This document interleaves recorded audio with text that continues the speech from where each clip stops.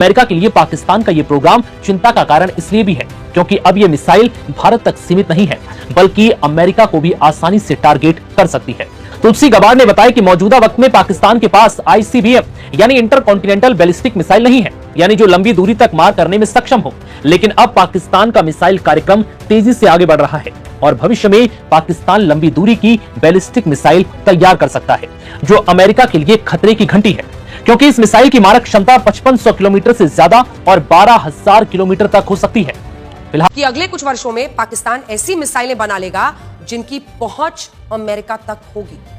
तुलसी Gabbard ने पाकिस्तान के साथ साथ रशिया, चाइना, उत्तर कोरिया और ईरान का भी नाम लिया। उनके मुताबिक ये सभी देश अपनी मिसाइल क्षमताओं को और ज्यादा विकसित कर रहे हैं। उनका कहना है कि इस वक्त अमेरिका को करीब 3000 मिसाइलों से खतरा है, जिनकी संख्या 2035 तक 16,000 हो जाएगी। तुलसी गबार्ड ने रशिया, चाइना और उत्तर कोरिया से ज्यादा पाकिस्तान को लेकर चिंता जाहिर की।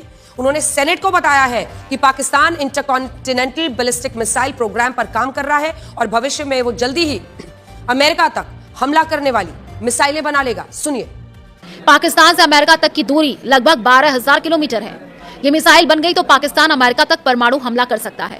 उन्होंने पाकिस्तान का नाम लिया है, चीन का, रशिया का, नॉर्थ कोरिया का उन्होंने नाम लिया है और उन्होंने ये कहा है कि ये जो ऑब्वियसली न्यूक्लियर संपन्न ये देश हैं और ये इस तरह की मिसाइलें बना रहे हैं। पाकिस्तान और चाइना का खासतौर पर जिक्र किया जो यूएस तक पहुंच सकती हैं। अगले कुछ वर्षों में पाकिस्तान ऐसी मिसाइलें बना लेगा जिनकी पहुंच अमेरिका तक होगी।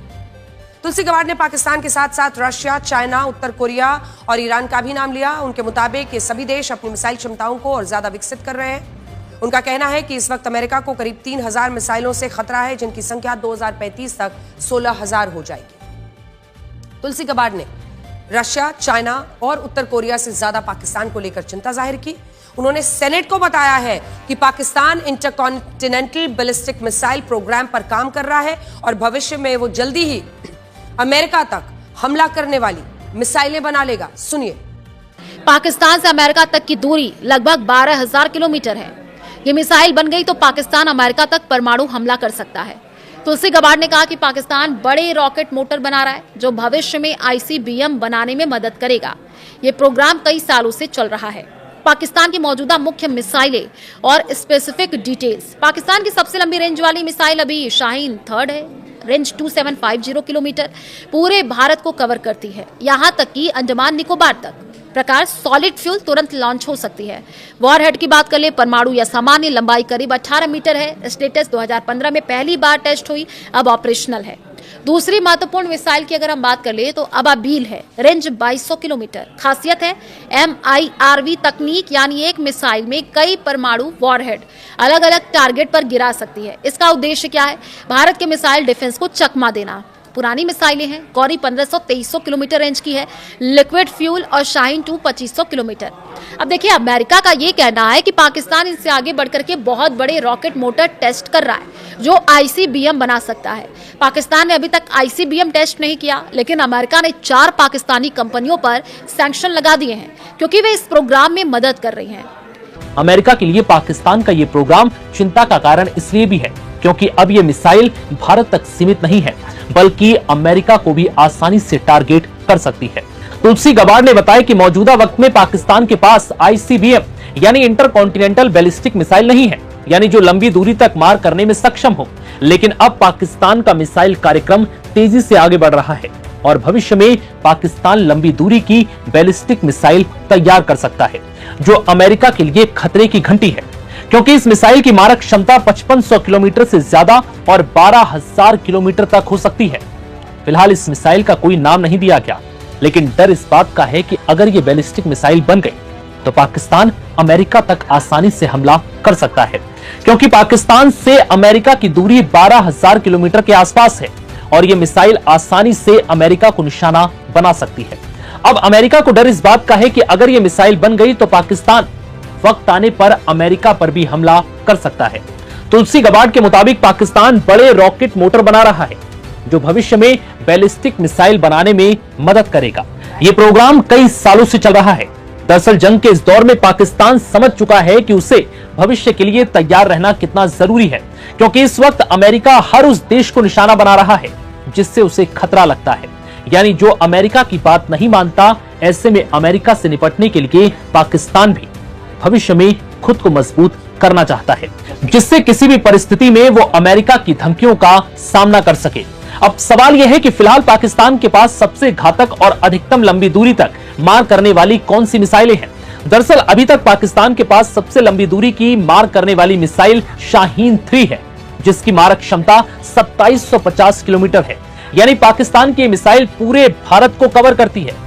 पाकिस्तान के पास पहले से ही भारत के खिलाफ वो ताकतवर मिसाइल मौजूद है, जिससे वो भारत में कहीं भी हमला कर सकता है। यानी भारत के लिए पाकिस्तान पहले से ही बहुत बड़ा खतरा है, और फिर इस बैलिस्टिक मिसाइल के बनने के बाद ये मुसीबत कई गुना और बढ़ सकती है। पाकिस्तान की शाहीन 3 मिसाइल अंडमान निकोबार तक हमला करने में सक्षम है, जो तुरंत लॉन्च हो सकती है, जिसकी लंबाई करीब 18 मीटर है और जो परमाणु हमला करने में पूरी तरह से सक्षम है। इस मिसाइल का पहली बार 2015 में टेस्ट हुआ था। वहीं दूसरी घातक मिसाइल अबाबिल है, जिसकी मारक क्षमता करीब 2200 किलोमीटर है। इसकी खासियत यह है कि एक मिसाइल में कई परमाणु वॉरहेड अलग अलग टारगेट पर गिर सकती है। इस मिसाइल का मुख्य उद्देश्य भारत के मिसाइल डिफेंस को चकमा देना है। वहीं गौरी मिसाइल, जिसकी मारक क्षमता 1800 से 2300 किलोमीटर तक है। वहीं शाहीन 2 को मारक क्षमता के मामले में 1500 से 2000 किलोमीटर तक जाना जाता है। यानी मौजूदा वक्त में भी पाकिस्तान के पास ऐसी खतरनाक मिसाइलें हैं जो भारत के लिए चिंता का विषय है। लेकिन ऐसे में पाकिस्तान की लंबी दूरी की बैलिस्टिक मिसाइल प्रोग्राम पर काम करने की खबरों ने भारत से लेकर अमेरिका तक के कान खड़े कर दिए हैं। अमेरिका का कहना है कि पाकिस्तान इनसे आगे बढ़कर बड़े रॉकेट मोटार टेस्ट कर रहा है, जो ICBM बना सकता है। हालांकि पाकिस्तान ने अभी तक बैलिस्टिक मिसाइल का टेस्ट नहीं किया है, लेकिन भविष्य में किसी बड़े डर को देखते हुए अमेरिका ने 4 पाकिस्तानी कंपनियों पर प्रतिबंध भी लगा दिए हैं, क्योंकि वो इस प्रोग्राम में पाकिस्तान की मदद कर रही हैं। मिसाइल खतरों की संख्या तेजी से बढ़ने वाली है। जहां अभी ये संख्या करीब 3000 के आसपास है, वहीं 2035 तक ये संख्या 16000 से ज्यादा हो सकती है। यानी आने वाले समय में दुनिया एक ऐसे दौर में प्रवेश कर सकती है जहां मिसाइल और परमाणु खतरे कई गुना बढ़ जाएंगे।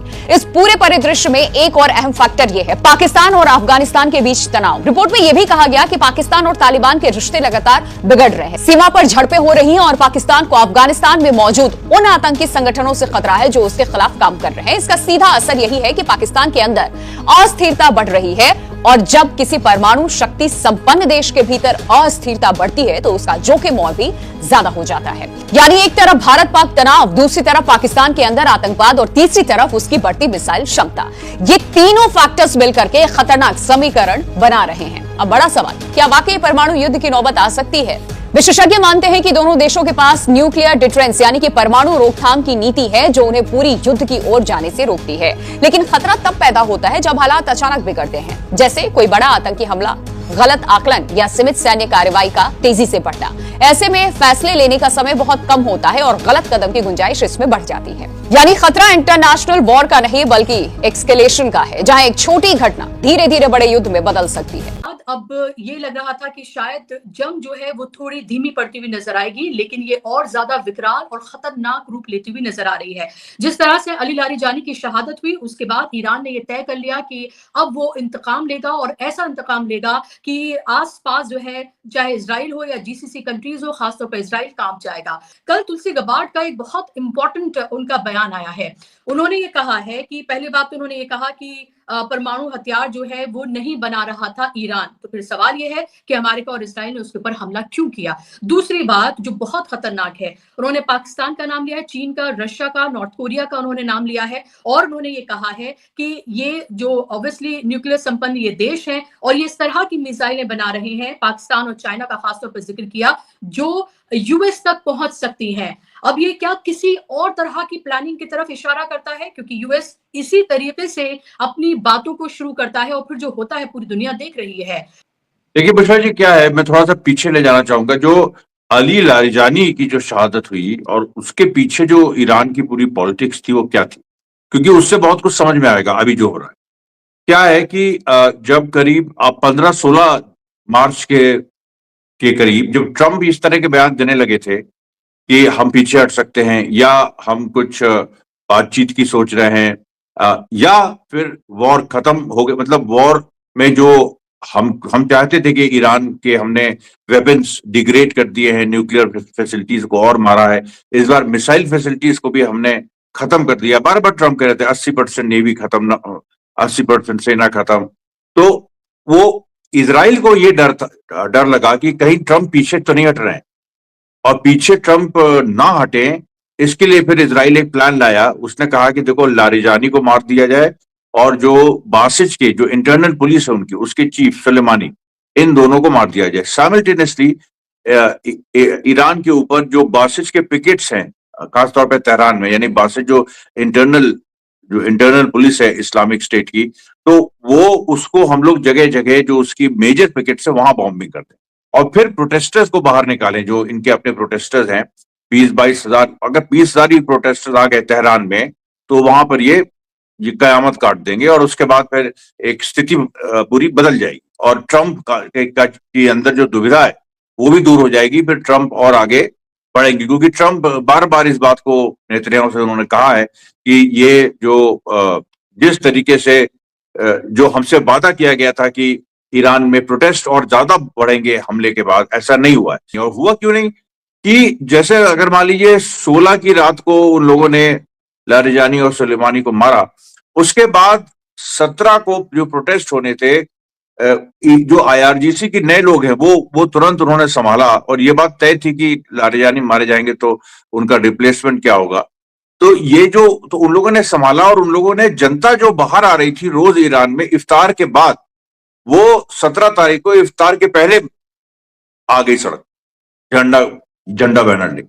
तो जब इफ्तार के पहले वो आ गई, 4 ही बजे से आ गई, तो फिर प्रोटेस्टर्स की हिम्मत नहीं हुई कि वो इकट्ठा हो, और नहीं तो ये बहुत बहुत सिनिस्टर प्लानिंग थी।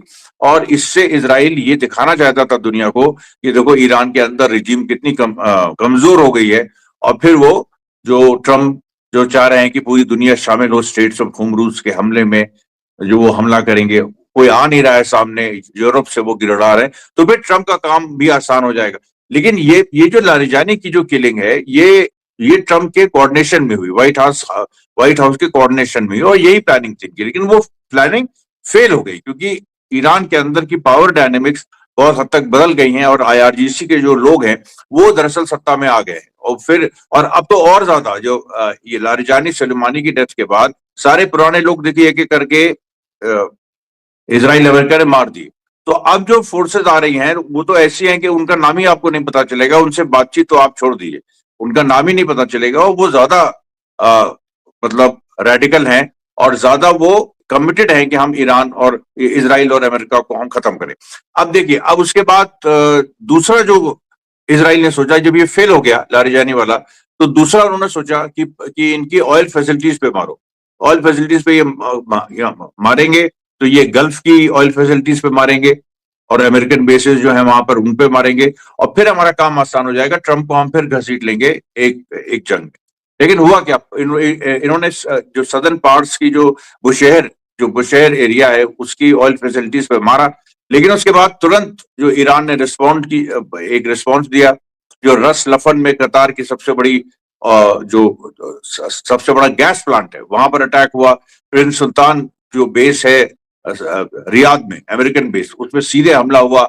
उसके बाद जो सालेम बेस है कुवैत में, उस पर सीधे हमला हुआ। अल धफरा पे सीधे हमला हुआ, जो यूएई में यूएस का बेस है। जॉर्डन पे हमला हुआ, और फिर इजराइल में इस बार जो कल रात को जो अटैक्स हुए हैं उनकी खासियत यह है कि एयर डिफेंस इजराइल के लगता है खत्म हो गए, क्योंकि मिसाइल इंटरसेप्ट नहीं हुई, सभी की सभी गिरी हैं, और पूरे इजराइल में इस समय तबाही का माहौल है। उधर हिजबुल्लाह लगातार मार रहा है, कम से कम 5 मरकबा टैंक्स उसने उड़ाए हैं पिछले 24 घंटे में, और रॉकेट से भी हिजबुल्लाह जो सिलेक्टेड एरियाज है नॉर्थ इजराइल के, उनको वो मार रहा है। उधर सेंट्रल इजराइल पे ईरान मार रहा है।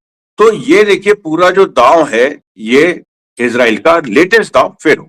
तो ट्रम्प एक ऐसा ऑपरेशन करना चाहते हैं जो प्योर अमेरिकन हो, और जो इस युद्ध को बलपूर्वक रोक सकता हो। तो वो उन्होंने यही सोचा है कि खर्क आइलैंड पे हम एक स्पेशल मरीन एक्सपीडिशन करेंगे, और वहां पर उसके बाद यूरोपियन फोर्सेस से कहेंगे कि देखो हम यहाँ तक पहुंच गए हैं, ईरान के अंदर नहीं घुसे हैं, लेकिन हम पहुंच गए एक आइलैंड में, और अब तुम लोग स्टेट ऑफ हुर्मुज में अपनी वॉरशिप्स भेजो, अपनी जो तुम्हारी हिचक है उसको छोड़ो। लेकिन यहाँ पर एक चीज जो ट्रम्प का मिसकैलकुलेशन होने जा रहा है कि खर्क आइलैंड बहुत हेविली फोर्टिफाइड है, उसके साथ साथ वहां पर आईआरजीसी की फोर्सेज हैं, और उन्होंने उसको जैसे घेरा हुआ है कि वो ट्रंप को पहले अंदर आने देंगे थोड़ी दूर तक, फिर उसको वहां एम्बुश करके वो अमेरिकन सोल्जर्स की भारी मात्रा में किलिंग करेंगे।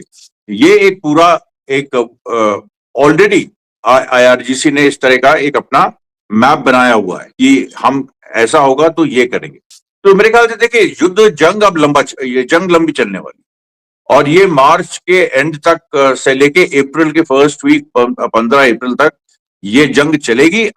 एक ही तरीका है कि ट्रंप यूनिलैटरली सरेंडर करे, बिल्कुल अपने एक तरफा वो सरेंडर करें और इजराइल को वो अपने हाल पे छोड़ दे, जो कि संभव है क्योंकि जिस तरह से ट्रंप के यहाँ रेजिग्नेशन शुरू हो गए हैं, और जो केंट था, जो इनका काउंटर टेररिज्म चीफ था, ये पावरफुल आदमी है। मैं तुलसी गबार्ड के का जो बयान है उस पर मैं आना चाहूंगी अमरीश जी, उसको आप कितना खतरनाक मानते हैं? खास तौर पर इतनी बड़ी ये जंग चल रही है, एक तो उन्होंने ये बात कही कि भाई वो परमाणु हथियार जो है वो नहीं बना रहे थे, परमाणु संयंत्र नहीं बना रहा था ईरान, तो फिर हमला क्यों किया? ये एक बड़ा सवाल है कि आप तो यही कह रहे थे ना कि भाई परमाणु संयंत्र बना सकता है और बनाने की तरफ आगे बढ़ रहा था, और इससे पहले वो सबको बर्बाद करता, हमने उसके ऊपर हमला कर दिया और वो अमेरिका तक पर हमला कर सकता था। अब दूसरा जो उन्होंने इंपॉर्टेंट बात कही है वो ये कि उन्होंने पाकिस्तान, चाइना, रशिया, ईरान और नॉर्थ कोरिया का नाम लिया है, और उन्होंने ये कहा है कि वो इस तरह की मिसाइल बना रहे हैं, खासतौर पर चाइना, पाकिस्तान, नॉर्थ कोरिया का उन्होंने नाम लिया, जो अमेरिका तक हिट कर सकती हैं। तो क्या इससे क्या मतलब निकाला जाए, और पाकिस्तान और नॉर्थ कोरिया को इसमें घसीटना ये कितना डेंजरस है? ये क्या आगे की फ्यूचर प्लान की तरफ कोई इशारा करता है? नहीं, ये देखिए क्या है कि अभी तो तुलसी गबार्ड ने जो स्टेटमेंट दिया है, क्योंकि तुलसी गबार्ड एंटी वॉर है, एंटी ईरान वॉर, तो वो एक तरह से ये मैसेज दे रही हैं कि ईरान से ज्यादा बड़े ऐसी फोर्सेस हैं जो एंटी अमेरिकन है, जैसे रशिया और चाइना उन्होंने नाम लिया। पाकिस्तान का नाम उन्होंने इसलिए लिया क्योंकि पाकिस्तान तो आसिम मुनीर ट्रंप से बहुत उनकी एक तरह से अच्छा राब्ता है, और पाकिस्तान को वो अमेरिका अपना एलाई समझता है। लेकिन पाकिस्तान ने इधर ईरान के सवाल पे एक इंडिपेंडेंस दिखाई है विसावी अमेरिका की, हम ईरान की हेल्प करेंगे। नॉर्थ कोरिया तो क्योंकि रशिया और चाइना कैंप में है, तो इसलिए तुलसी गबार्ड का जो ये बयान था, ये एक डिफ्लेक्शन वाला बयान था, क्योंकि वो थोड़ा ईरान वॉर से पीछे हटना चाहती है। लेकिन एक दूसरे नजरिए से देखा जाए तो ये बहुत खतरनाक बयान है, क्योंकि इससे ये साबित होता है कि अमेरिका एक बड़ी प्लानिंग कर रहा है फिर से दुनिया पे कब्जा करने की। मतलब जैसे इंग्लैंड का कब्जा, यूरोप का कब्जा पूरी दुनिया पे था 19वीं शताब्दी में, और 1940 से लेकर 1950 के बीच दुनिया के ज्यादातर देश जो आज हम देख रहे हैं वो आजाद हुए यूरोपियन कॉलोनियलिज्म से। फिर उसके बाद अमेरिका का दौर आया। अब अमेरिका भी वैसे ही कॉलोनियलिज्म चाह रहा है, चाहे वो किसी नाम पे हो, चाहे वो इसके नाम पे हो कि हम वहां रिजीम चेंज करेंगे, चाहे वो ह्यूमन राइट्स के नाम पे हो, या अब नया जो आया है न्यूक्लियर वेपन्स, कि न्यूक्लियर वेपन्स जिनके पास हैं हम उनको अटैक करेंगे।